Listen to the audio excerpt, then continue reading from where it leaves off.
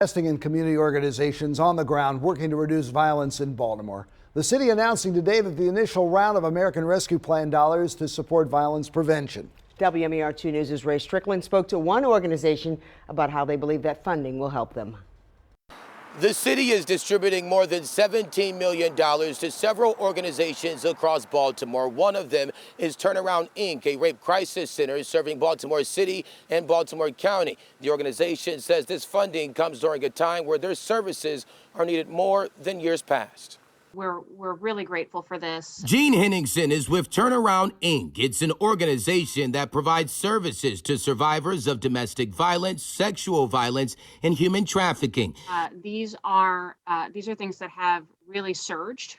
Our hotline call volume has doubled during the pandemic. Turnaround Inc. serves around 3,000 survivors in Baltimore City and Baltimore County, and it's now one of several organizations that will be able to expand its services thanks to funding from the city. We're really excited about the funding, but also about the fact that these are multi-year commitments, because these are the types of problems that, frankly, 1 year of funding is not going to be sufficient to address.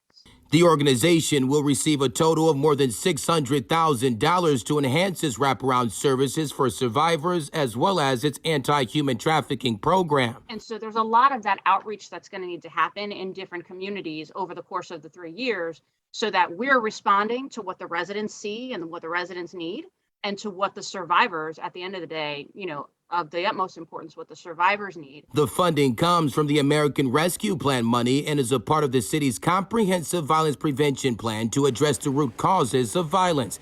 Henningsen believes the money provided to her organization and several others could have a meaningful impact in Baltimore.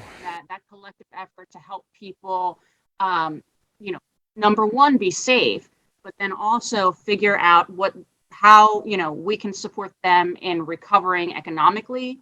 I think that will be a really powerful impact across the city.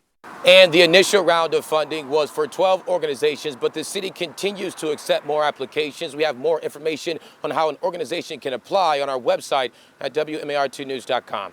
Reporting for WMAR2 News, I'm Ray Strickland.